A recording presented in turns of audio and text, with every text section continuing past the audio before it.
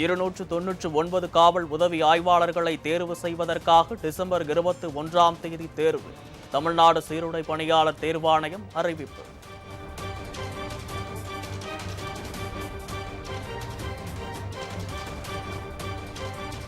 தமிழக வரலாற்றில் முதன்முறையாக கடந்த ஒரே ஆண்டில் மட்டும் 100க்கும் மேற்பட்டோருக்கு அரசு பணி வழங்கப்பட்டுள்ளது.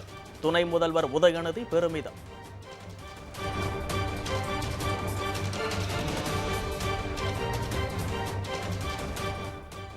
மழை பெய்தால் ஒழுகும் வீட்டில் பெற்றோர் வசிப்பதாக வேதனை தெரிவித்த மாணவி. 24 மணி நேரத்தில் வீடு கட்ட உத்தரவு பிறப்பித்தார் முதல்வர் ஸ்டாலின்.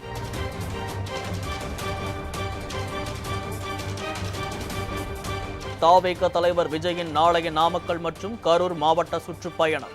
கட்சியினர் கட்டுப்பாட்டுடன் நடந்து கொள்ள அறிவுறுத்தல்.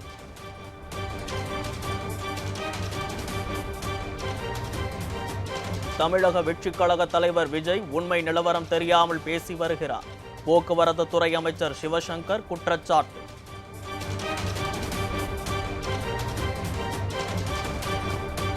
விஜய் அரசியலில் இன்னும் பக்குவப்பட வேண்டும். வேடிக்கை பார்க்க வரும் கூட்டமெல்லாம் ஓட்டாக மாறாது என எஸ்.வி. சேகர் கருத்து.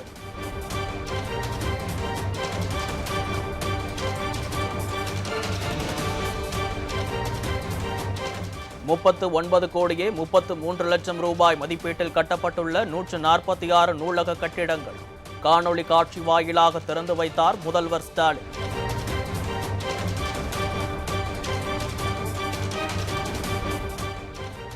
வேளாங்கண்ணி அருகே தீமிதி திருவிழாவில் துயர சம்பவம்.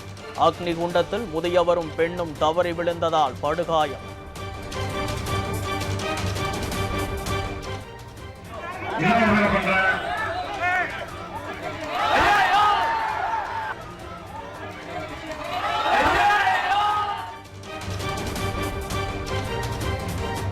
ஈழ விடுதலை போராளி திலீபனின் 38வது ஆண்டு நினைவு தினம் அனுசரிப்பு. சென்னையில் உருவப்படத்திற்கு வைகோ மரியாதை.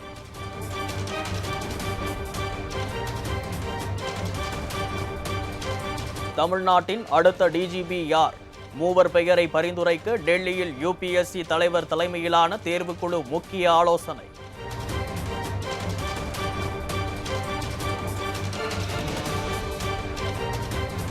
குமரி மாவட்டத்தில் கனமழையால் மரங்கள் முறிந்து விழுந்து இடையூறு.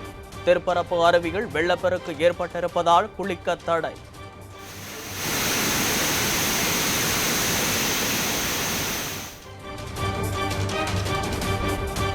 அறுபது ஆண்டு காலம் பயன்பாட்டில் இருந்த MiG-21 ரக விமானங்களுக்கு ஓய்வு.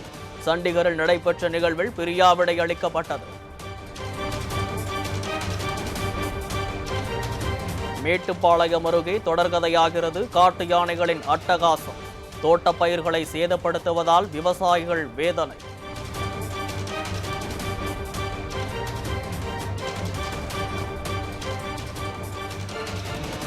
மதுரை உயர்நீதிமன்ற வளாகத்திற்கு இமெயில் மூலம் வெடிகுண்டு மிரட்டல். பணியாளர்களை வெளியேற்றிவிட்டு போலீசார் சோதனை.